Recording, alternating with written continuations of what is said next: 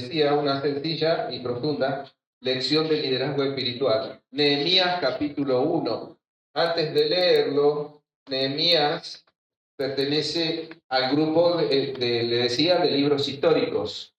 Lindo nombre, Nehemías, ¿viste? Para aquellos que, como Juan, que asienten con la cabeza, piensan tener otro. ¿Verdad, Juan? Sigue asintiendo con la cabeza. Si es varón, ponele Nehemías. Hoy solo una breve introducción al libro. Yo les propongo a los predicadores que desarrollen este libro, a medida que vayan encontrando los capítulos que siguen, lecciones de cómo conducir al pueblo de Dios. Decía una breve introducción al libro hoy. El contexto histórico de este escrito encuentra al pueblo de Israel, al pueblo judío que había sido llevado cautivo a Babilonia en tiempos de Nabucodonosor, otro nombre. Este no es tan lindo, es gracioso. Unos 70 años atrás, los babilonios habían arrasado Jerusalén, habían destruido el templo de Salomón, las casas estaban incendiadas, robaron todos los utensilios del culto al Señor que había en el templo, que era de oro, que eran piedras preciosas y eran de plata, y todo lo valioso fue llevado a Babilonia, inclusive la gente que era valiosa, como en el caso del profeta Daniel, fueron llevados para servir allá al imperio. Casi todo el pueblo fue llevado cautivo y solo quedó un remanente en la tierra de Israel, muy desmoralizado y que solo representaba una triste imagen de un pueblo severamente castigado por su pecado. Recuerden que estamos hablando del pueblo de Dios. El pueblo de Dios fue llevado cautivo por completo por causa de sus pecados y muy especialmente por la idolatría, por adorar imágenes, por adorar y servir a cosas. En el pasado, por medio de sus profetas, Dios había prometido que pasado un tiempo, un remanente del pueblo iba a retornar a la tierra, y esto comienza a producirse en el tiempo de Nehemías. Primero se había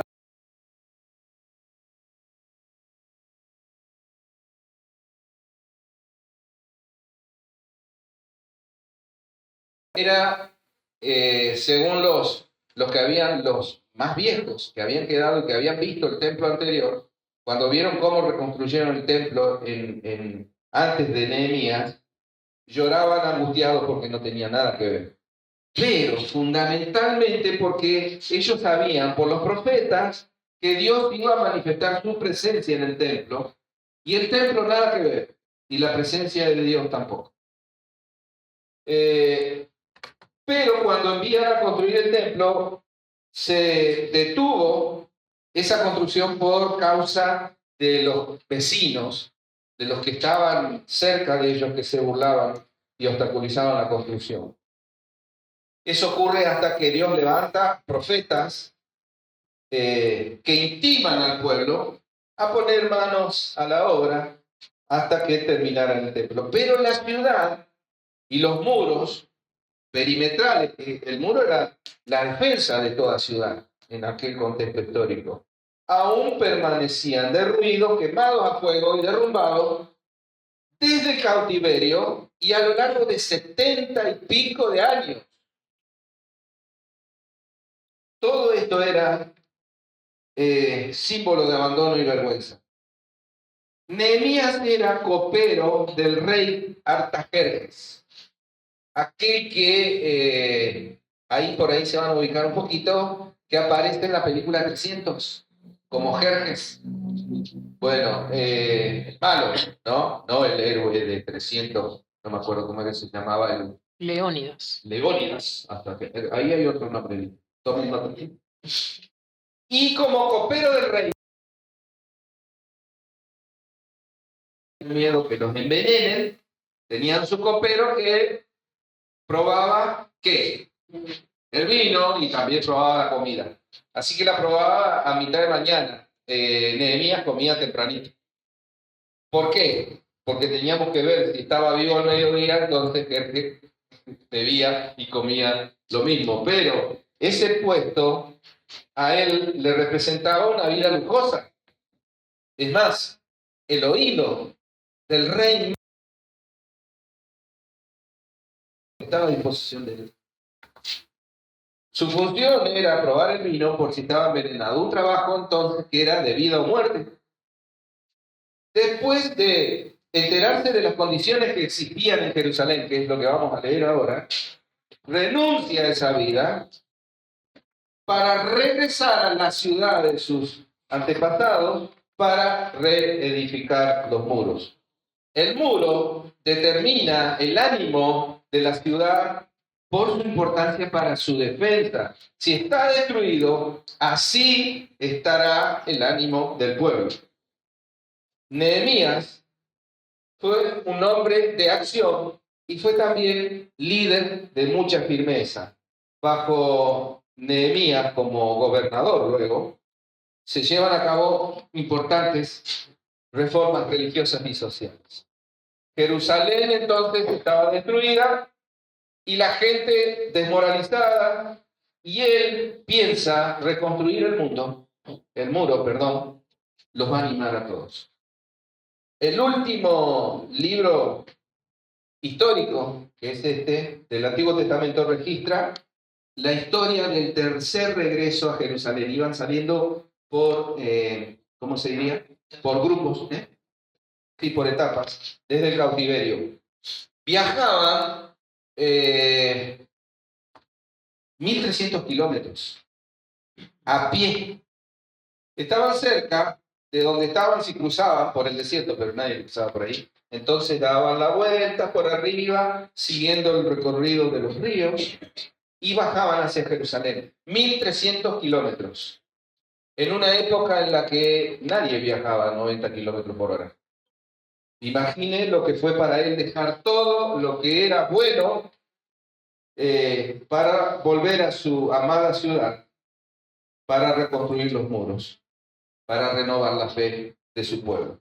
Del primer capítulo de este libro, quiero hacer una introducción con un énfasis en cómo funciona un líder que Dios escoge. Nehemías capítulo 1, cómo funciona un líder que Dios escoge. En este libro lo escuchaba Samuel Pérez Brillos, mi maestro, aunque él no lo sepa, y además mi maestro gratis, porque nunca le pagué, siempre escuché sus prédicas y leí sus libros desde internet. Podemos leer cualquier cantidad de libros de liderazgo, y está bien, y hay cientos y tal vez miles, cuando en el libro de Nehemías lo tenemos gratis, en la Biblia. El manual del liderazgo según Dios. Lea conmigo la oración de Nehemías sobre Jerusalén, capítulo 1, versículo 1. Palabras de Nehemías, hijo de Acalías. Aconteció en el mes de Quisleu, en el año 20, estando yo en Susa, capital del reino, versículo 2, que vino Anani, uno de mis hermanos, con algunos varones de Judá, y les pregunté por los judíos que habían escapado, que habían quedado de la cautividad, y por Jerusalén. Hasta allí. Ahí vemos la pregunta de Nehemías, y al leer la pregunta vemos lo que hay en el corazón de un líder conforme a la voluntad de Dios. Fíjense que no le pregunta por intereses terrenales, que podría haberlo hecho, porque él tenía parientes allá, y los parientes poseían la tierra. Él podría haberle preguntado por las fincas familiares, por ejemplo. ¿Cómo está el campo de mi padre? ¿Cómo está la casa de mi madre? Le pregunta cómo están los creyentes y cómo está Jerusalén. El corazón de un líder funciona amando lo que Dios ama. Se interesa por la vida espiritual de sus hermanos. Y él, muy especialmente por la ciudad en la que Dios había decidido manifestar su presencia durante siglos. Y luego la respuesta que recibe, versículo 3. Y me dijeron, el remanente, los que quedaron de la cautividad, allí en la provincia, están en gran mal y afrenta, y el muro de Jerusalén derribado y sus puertas quemadas a fuego. Todo lo que es del interés de Nehemías está desprotegido, descuidado y abandonado. ¿Y qué es lo que diría un líder con minúscula? Bueno, ya alguien se va a ocupar de eso, ya alguien irá a trabajar, que se ocupe otro. En las iglesias dirían que se ocupen los pastores, que otros se encarguen. Pero Nehemías no dijo eso. Mire lo que hizo, versículo 4. Cuando oí estas palabras, me senté.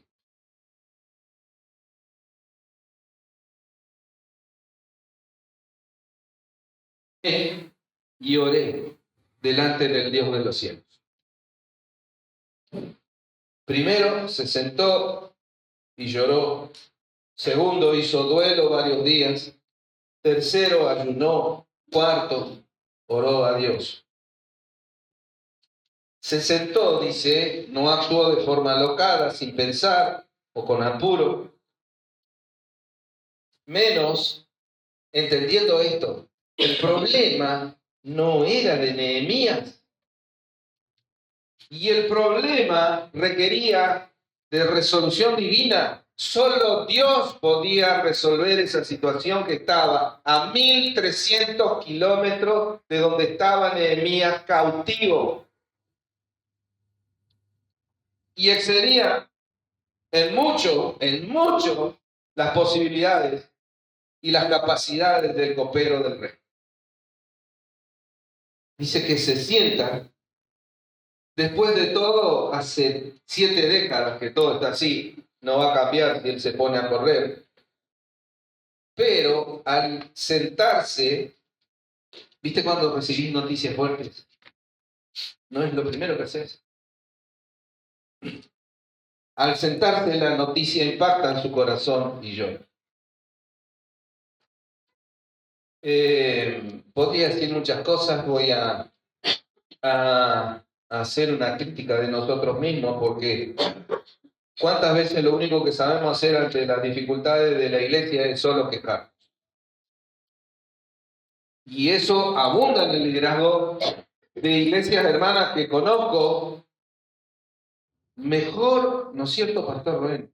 Mejor no le preguntemos cómo les va con las ovejas.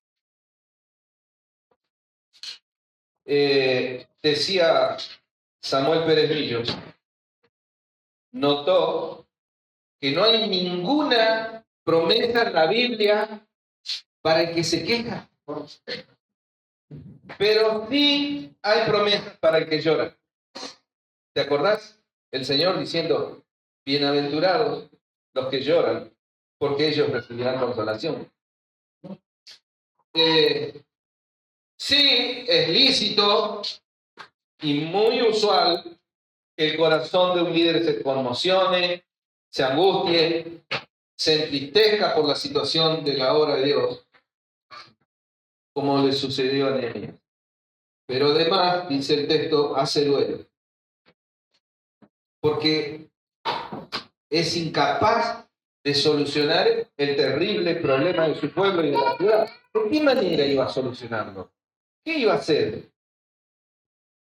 Y nosotros hacemos duelo porque no podemos traer de nuevo a nuestros amados. Pero aún más, si leemos entre líneas el texto, veremos que el tiempo en que Nehemías está en crisis son más o menos 3 meses. Y en ese tiempo ayunó. ¿Quién ayuna 3 meses? No es que no haya comido ni bebido nada en 3 meses, porque se hubiera muerto, pero sí está diciendo que los días dedicados al confort, a comer bien y a beber bien, al buen vivir de un copero de un rey, él lo apartó para estar ocupado en la tarea más importante de un líder. Y especialmente importante a lo largo de todo este libro. Se dedicó a orar. 11 veces menciona el texto, que es corto, 11 veces lo vemos a Nehemías orar.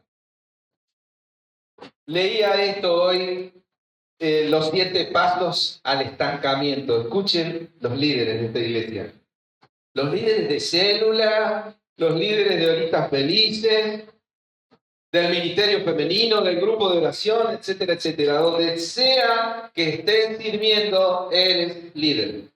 Los 7 pasos al estancamiento. Primero, pensar, nunca antes lo habíamos hecho de esa manera. Segundo, no estamos listos para esto. Tercero, estamos bien sin intentar esto. Cuarto, ya lo hemos intentado una vez. 5, no tenemos dinero para eso. 6, ese no es nuestro trabajo. 7, algo como eso no puede funcionar. 7 pasos, aunque admitamos que probablemente hay un 8º paso, pero nunca lo hemos buscado, así que inclusive puede haber más. Vamos a ver todo el libro que cuando enfrenta un problema y debe dar una solución, Nehemías ora. Dios nos enseña en este libro que no hay éxito en el liderazgo sin oración. Ora intensamente, ora delante del Dios del cielo. Pero note esto una vez más. ¿Para quién trabaja Nehemías? Para el rey más grande y poderoso de la tierra, el más grande del mundo. Pero él lo pone en perspectiva. Este no es nada comparado con mi Dios. Y en vez de ir al rey, va en oración a Dios. Y veamos cómo tiene que orar un líder cuando enfrenta un problema de la magnitud que le tocó a Nehemías. Versículo 5. Y dije, te ruego, oh Jehová, Dios de los cielos, fuerte, grande y temible, que guarda el pacto y la misericordia a los que le aman y guardan sus mandamientos. Cuán distinto ora Nehemías a los hermanos de algunas iglesias modernas que le ordenan a Dios, que le exigen, que le dicen a Dios lo que debe hacer y cómo lo debe hacer, que dicen que hay que reclamarle a Él. Y escuchen, atentamente, nadie tiene derecho a exigirle nada a Dios, porque somos polvo de la tierra, inmundos, viles, raza caída, naturaleza pecaminosa que no tiene cómo entrar al lugar santísimo donde habita el Dios infinitamente santo, si no fuera porque Él mismo envió a su Hijo a ocupar el lugar mío, el lugar tuyo, para no tener que aniquilarte a causa de tus pecados. Nehemías ruega, le dice al Señor, tú eres misericordioso y en base a esa misericordia yo vengo a ti por mi súplica. Mire las características de un líder que se ven en Nehemías. Siente, sufre, se angustia por la obra y ora por ella. Pero no puedo dejar pasar por alto esto. Dice la Biblia una y otra vez que Dios ama a los que guardan sus mandamientos. Y aquí el pueblo en cautiverio ha caído no por guardar sus mandamientos, sino por desobedecer y por su idolatría. Y los que están allá en Jerusalén, del remanente que ha quedado allí, tampoco guardan sus mandamientos, no sostienen la obra, no contribuyen, no sirven en nada. Y este ruega, dice el versículo 6, esté ahora atento tu oído y abiertos tus ojos para oír la oración de tu siervo, que hago ahora delante de ti día y noche por los hijos de Israel. Es una oración ocasional, no es una ocupación circunstancial que diga, tenemos un problemita, vamos a orar por unos días. Luego lo soltamos y que sea lo que Dios quiera. El líder dedica tiempo y esfuerzo a orar.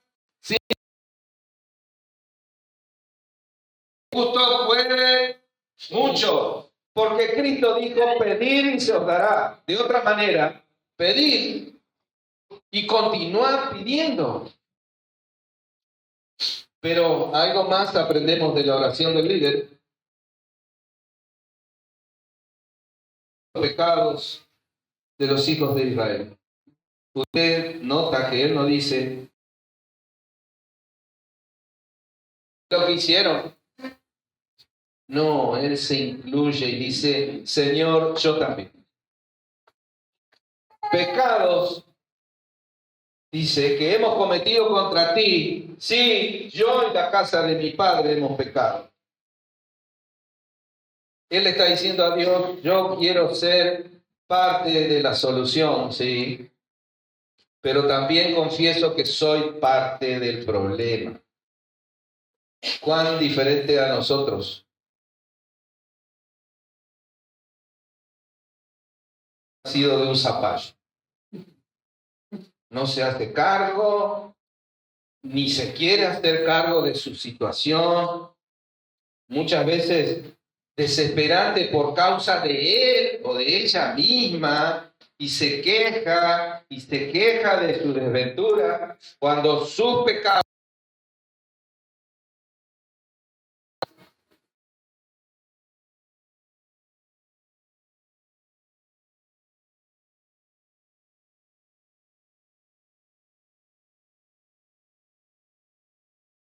laborales le dicen gato negro, dicen chiste, ni los magos lo hacen trabajar.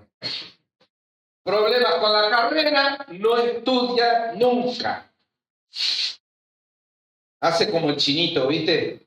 Ese que estudia así, abre el libro, pasa la hoja y se tira lo que dice la hoja y quiere aprobar. Problemas matrimoniales, nunca asumió el rol que el Señor le asignó delante de su cónyuge.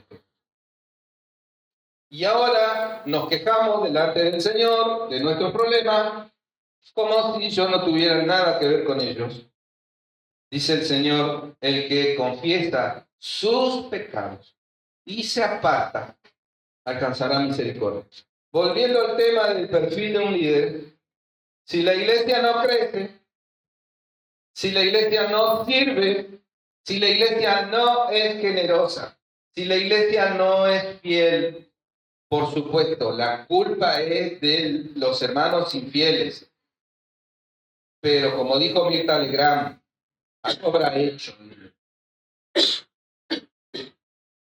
para que esto suceda y siga sucediendo y nada se haga con los infieles que tienen en poco la santidad y la obra del Señor. Un líder debe meterse en el problema, porque cuando hay un problema, si no es parte de la solución, entonces es parte del problema. Dice el versículo 7, en extremo nos hemos corrompido contra ti y no hemos guardado los mandamientos, estatutos y preceptos que diste a Moisés tu siervo. Confiese, estamos en problemas, Señor. Hemos desobedecido tus mandamientos. El líder debe vivir para llevar al pueblo a la obediencia. Cuando el líder, como Terminator, detecta a un rebelde, detecta a alguien que tiene en poco las cosas del Señor, detecta a alguien que a veces viene, a veces no, debe actuar. Debe vivir para llevar al pueblo a la obediencia. Dice Nehemías en su oración, versículo 8, acuérdate ahora de la palabra que diste a Moisés, tu siervo, diciendo, si vosotros pecareis, yo os dispersaré por los pueblos. Pero si os volviereis a mí y guardareis mis mandamientos y los pusiereis por obra, aunque vuestra dispersión fuera hasta el extremo de los cielos, de allí os recogeré y os traeré al lugar que escogí para hacer habitar allí mi nombre. Nehemías dice, yo confieso que el pueblo, la iglesia, y yo hemos pecado de rebeldes contra ti y contra tu palabra. Sabiendo lo que debíamos, no lo hemos hecho.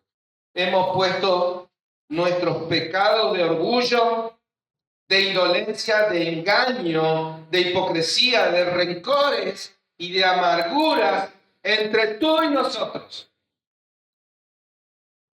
Y hay que orar diciendo, quiero tu gracia y tu misericordia, que nos lleven al arrepentimiento y a la restauración que necesitamos. Dice el versículo 10. Ellos, pues, son tus siervos y tu pueblo, los cuales redimiste con tu gran poder y con tu mano poderosa. Si yo oro como líder de la iglesia, debería decir, Señor, los creyentes que han abandonado la obediencia, que se rebelan contra tu palabra y están viviendo lejos de ti, aunque vengan al culto, están viviendo lejos de ti, son tuyos. Porque tú los compraste al precio de la sangre de tu Hijo, el amado del cielo, nuestro Salvador Jesucristo. Dice el versículo 11, te ruego, oh Jehová, esté ahora atento tu oído a la oración de tu siervo y a la oración de tus siervos, quienes desean reverenciar tu nombre. Entonces me presento no como un líder destacado, porque este jamás fue mi anhelo, ni figurar, ni usurpar el liderazgo, ni ser pastor para que me digan pastor, ni aprovechar la obra de otro para ponerme primero. No, soy un siervo entre muchos siervos. Uno más, entre tanto que huelen a chamuscado, huelen a quemado, porque he sido junto a ellos rescatado del lago de fuego del infierno eterno. ¿Qué orgullo hay en eso? Sigue diciendo el versículo 11, concede ahora buen éxito a tu siervo y dale gracia delante de aquel varón, porque yo servía de copero al rey. Viste, Nehemías se está preparando para la acción, pero lo hace en oración delante del Señor. ¿Sabés cuántos fracasos forman mi camino en el liderazgo de esta iglesia? Un montón. ¿Y sabes por qué? Porque he querido hacer yo la obra que es del Señor. De Nehemías, para cerrar, decir que él vivía lejos de su hogar, sin embargo, nunca abandonó la esperanza que algún día iba a regresar. Pasó prácticamente su vida en el exilio en una tierra pagana, y aún así nunca vaciló en su fe y en su confianza en el Dios de Abraham, de Isaac, ¿se acuerdan? Y de Jacob. Él era un guerrero de oración, poniendo todo delante del Señor, intercediendo a favor de su pueblo. Y fue recompensado por su diligencia y perseverancia. Nehemías se preocupó tanto por su pueblo que nunca abandonó la esperanza de su restauración. No solo a su patria, sino de que el pueblo se volviera al Dios que llamó primero a su antepasado Abraham, a quien llamó de la misma tierra en la que estaba él, lo hizo dar toda la vuelta, hizo un pacto con él, un pacto que Nehemías creía que permanecería para siempre. Como él le creía a Dios, que había hecho un pacto con su pueblo, de que sería su pueblo para siempre, entonces dice, algo irá a ser mi Dios. Si Dios te ha comprado al precio de la sangre de Cristo, yo confío en que vas a poner la santidad y la obediencia primero delante de Dios y que vas a dejar el orgullo, la rebeldía, la queja, la amargura a un lado porque estoy. Mensajito final para mis consiervos en el liderazgo. Decía un título, si eres líder, conduce. Si quieres saber cuáles son las preguntas, habla con la gente. Si quieres saber cuáles son las respuestas, habla con Dios. De la única manera que puedes guiar al pueblo es después de haberle oído a Él. Ocupar el puesto de mando es, a menudo, experimentar la mayor soledad que se puede sufrir. Porque a veces ves cosas antes que otros. Y puede que ellos nunca la vean. Pero para eso firmaste el contrato en el lugar que Dios te ha puesto. Por eso, deja de intentar adaptarte a la gente a la cual se supone que tienes que guiar y entonces ponete al frente. Te va a pasar como a Moisés, que vas a encontrar agua saliendo de la roca, recursos sobrenaturales, y te pondrá en lugares donde nunca soñaste que estarías. Líder no puedes llevar a otros a donde ni siquiera tú deseas ir. Pensá en esto. ¿Cómo podés enseñarle sobre la fe a tus ovejitas si nunca te arriesgaste a obedecer al Señor? ¿Cómo podés ayudarlo a dirigir su casa si está fallando en la tuya propia? ¿Cómo podés enseñar a sembrar y a cosechar si no podés mostrar ni tus propias cosechas? Vos tenés que ir primero. Dirigir es como conducir un colectivo. Algunos se van a subir y otros se bajarán. Pero vos tenés que continuar conduciendo. Haya mucho o poco tráfico. Haya mucha gente en el micro o poca. Te caigan bien o mal. Estén a gusto contigo o quieran echarte de la iglesia. En otras palabras, conduce hasta que puedas decir como Pablo dijo, he acabado la carrera. Segunda Timoteo, capítulo 4, versículo 7. Unos versículos más. Y nunca más volvió a escribir Pablo. Eso es dirigir. De este primer capítulo, de este libro, aprendemos que es necesario y urgente que el liderazgo de la iglesia se vuelva incondicionalmente al Señor y busque su gracia para hacer la obra que es de Él y aprender a orar diciendo, yo soy siervo, Señor, danos tu gracia. Amén.